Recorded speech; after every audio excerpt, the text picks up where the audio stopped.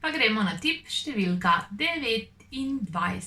Tip številka 29, kdo plača nepremičninskega posrednika ali posrednico in seveda koliko znaša provizija.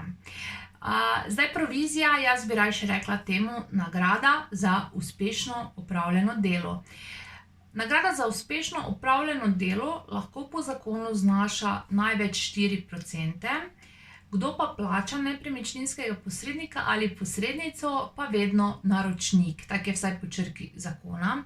Seveda torej, če prodajalec naroči posrednika oziroma agencijo, da mu prodaja nepremičnino, potem tudi seveda on plača to storitev.